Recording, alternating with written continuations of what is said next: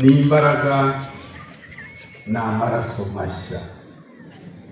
Murabona abasore beza bafite imbaraga, bafite ubushake.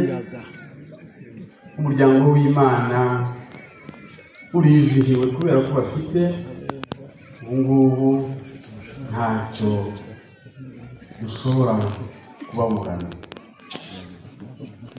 Mbahaye ubutumwa rero n'ububasha busesuye mu kwigisha.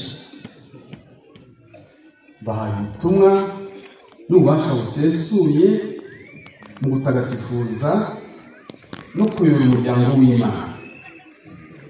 By'umwihariko guhera kuri iyi saha mbahaye ububasha bwo gufasha abakristo baza babagana kwigorora n'Imana mu isakaramentu rya Pentekoste.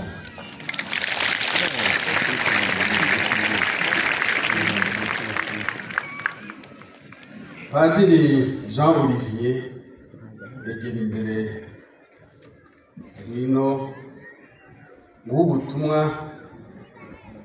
muri Paruwasi Saint Paul Nyamugari.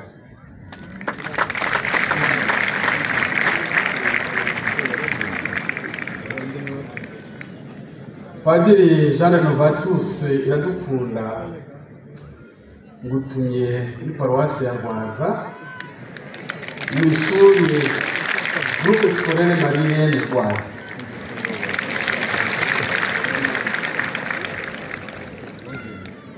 Padiri Jean Nderabagabo ngutumye muri Paruwasi ya Janje.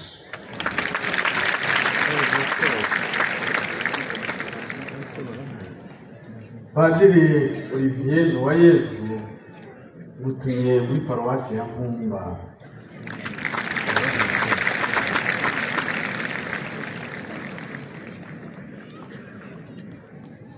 Padiri Aloyizi Nshimiyimana ngutumye muri Paruwasi ya Mwangi.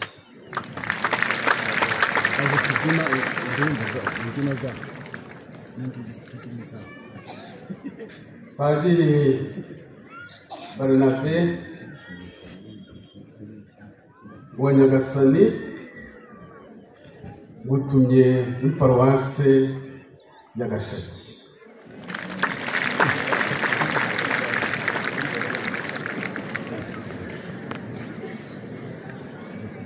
Padiri Landodieu Nshimiyimana ngutumye muri Paruwasi Saint François Xavier ya Kanama.